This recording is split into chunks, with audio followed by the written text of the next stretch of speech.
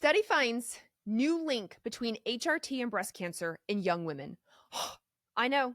I know that article was sent to me multiple times, understandably, with women freaking out because they're on HRT and worried about their breast cancer risk, or they're thinking about going on HRT. And now they're like, I knew it. I knew it caused cancer. I knew the news was right. Calm down. No, there was a lot of misleading, unfortunate media titles that happened, but that was the literal article forwarded to me multiple times. What actually was published, hormone therapy use in young onset breast cancer. It was published in July of 2025 in Lancet Oncology. And I'm going to break it all down for you. So if you're on HRT, thinking about HRT, know somebody on HRT, and you're concerned, understandably, about the risks, including breast cancer at a young age, what does this mean? What does the study say? Here we go. The study looked at 459,000 women, just over 459,000 women. And of those women, 2% develop breast cancer at what they call a young age. Young age is under 55 years old. Under 55. So 8,455 women develop breast cancer. They then divided the breast cancer, young under 55, into 3 categories. Most had never been on hormones. Never been on hormones. In fact, the cumulative risk in this study of young onset under 55 years old of developing breast cancer was 4.1%, which of course goes to show even if you've never done hormones your whole life, you've never even been on the birth control pill, nothing, you obviously, unfortunately, still have the risk of developing breast cancer. The number one risk factor for breast cancer is being a woman and having breast tissue. It just is. So the majority of women had never been on hormones. Then there was the subgroup of women who were on estrogen plus a progestin, which is synthetic, and then a subgroup of women who were just on estrogen. They likely had their uterus removed, like a hysterectomy, and so they were on estrogen only. They were not on any progesterone, progestin, progestogen. They were on nothing. So we have these 3 categories that they looked at. So I'm going to read some numbers off to show you what they're talking about with the title of the study versus what the title that the news ran wild with today, quite honestly. Okay. The estrogen only women, if they were just on estrogen, they had a 14% decreased risk in developing breast cancer compared to never users. It was better. The risk was better if they'd started younger, such as in perimenopause, and if they'd been on it longer. There have been studies for sure that have backed this up prior to the study that says women who were on estrogen, even the Women's Health Initiative, even the study in 2002 that blew hormone therapy out of the water and was like, it causes cancer, and it made everybody stop their hormones, and that's why everyone's afraid of hormones. Even in that study, there was an arm of the study, a part of the study that looked at estrogen only. Same thing. Those women had had a hysterectomy. They were not on a progesterone, progestin, progestogen. They were on nothing but estrogen. And they had a decreased risk of cancer. They did not have an increased risk of developing cancer. And we've had multiple studies in between there looking at estrogen and breast cancer by itself. Fast forward, we have this study. Women who were in the estrogen only had a 14% decreased breast cancer incident compared to never users. If a woman was on the estrogen plus a progestin, so that's like Provera, like they're on an estrogen plus the trademark brand name is usually called Provera, they had a 10% higher risk of developing breast cancer at a younger age compared to never users. And depending how long they'd been on the hormone, it could go up to 18%. So they could be, like if they'd only been on the hormone a short amount of time versus they said up to 2 years or greater than 2 years, we could go up to 18%. So it was a higher of a percent compared to never users. Remember, never users were at 4.1% according to the study. So 4.1% is sort of like our bar.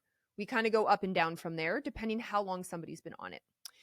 So here's what they said. Taking all this information, which I know is like kind of study, craziness with all the acronyms and percentages and whatever. But here's what they said. Cumulative risk. If we had to take everybody that came out with young onset breast cancer, under 55 years old, and how long they've been on it and which form that they were on, and, cumulative risk, young onset. If they were on an estrogen plus a progestin, their cumulative risk is 4.5%. Now, I know earlier I was like 10%, 18%, but remember, we have to like sliding scale this. They do a lot of statistics to figure out like, well, how long have you been on it and other risks and things like that. So what they said is in the end, estrogen plus progestin had a 4.5 increased risk in this study.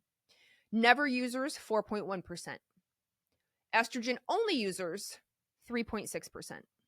So the estrogen only, like when we compare all the percentages against each other and like how many women and the numbers and what they were taking, like the estrogen only was less than the never users. They did better than the never users, which we knew like, as a whole, they had a 14% decreased risk of incident. And now when we, compare it to all the other people and the numbers and how long they've been on it, whatever. So we have 4.5% if they're on a progestin, 4.1% if they've never been on it, and 3.6% estrogen only. So the risk isn't massive. I want that to be really clear. I personally, as a physician, don't use progestins. I do not prescribe them like Provera, right? I don't say to my perimenopausal, postmenopausal women, hey, we're going to do an estrogen plus, like swallow this progestin pill. I don't practice that way, but I do know a lot of practitioners do. You probably have been offered. Potentially, that's what you're on right now. So I don't want you to completely freak out and think, oh my gosh, that's me. I'm on a progestin. I'm on Provera, like you said. And I'm not throwing Provera under the bus. It's just the common name that a lot of people know. So I just wanted you to be like, oh, right, that's the one she's talking about. Got it. I'm going to give you other examples in a second. So if never users are at 4.1% and you're on Provera, you're on a progestin, it bumps you up to 4.5%. It's not like, holy Moses, 90% of women went on to develop breast cancer under 55. So the news is very misleading when they're like, study finds new link between HRT and young onset. I mean, it's a smidgen of a percent. So let's actually read the study as opposed to listening to the drama queens of the news, right? We just have to be really careful. If this study said in the numbers, oh my gosh, if you're on a progestin, absolutely, it's going to be a greater than 50% risk. I mean, that should make the news. I would tell you about that immediately. But this one, I'm like, I still don't like progestins. I still think they come with a host of side effects for sure. But it also, I'm like, yeah, and there's a slight increased risk in a percentages of incident of young onset breast cancer. So I don't use progestins. Now, this study did not look at other confounding factors. They assess for alcohol. They did not assess for physical activity. They did not assess for genetics. If somebody is BRCA1 or BRCA2, like two of the more commonly well-known, genes around breast cancer. So is it possible that the progestin group, maybe the women that they pooled drank a lot more alcohol or were couch potatoes or like had this weird skewed risk, their BRCA risk was positive, like of the people they polled, just, randomly, they picked all these positive people. Possibly, we don't know. So it's not like the most perfect study, but also I want to get this info out. Now, here's where it makes me raise an eyebrow, the birth control pill. Because the birth control pill is synthetic estrogen and synthetic progestin.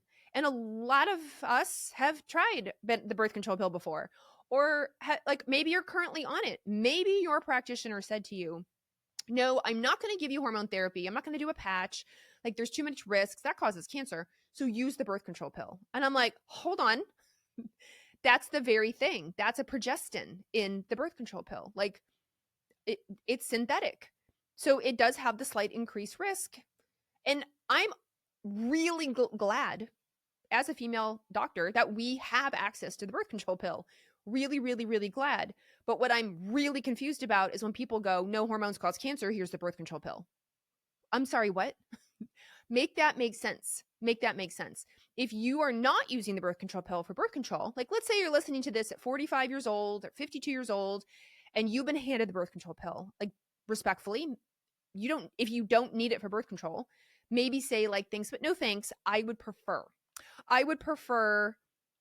estrogen, like a patch or a gel, like estradiol. I want real hormones. I want the marketing term we use that I like because I think it makes a difference is bioidentical or body identical. It's same. And we have FDA approved hormone options that look just like the hormones in your body. So for example, the patches, estrogen patches, Prometrium, which is the branded pharmaceutical form of progesterone that looks just like the progesterone in your body.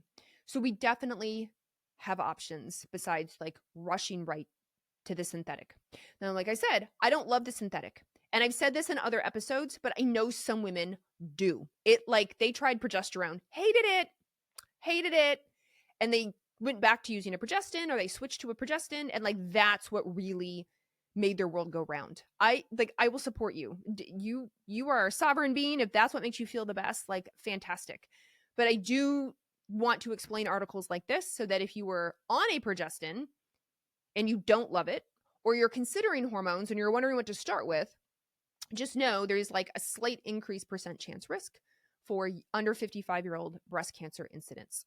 But it is not a crazy, it's not like 50% or 90% or like you get the stamp of breast cancer. Like, oh, so sad, you're going to get breast cancer.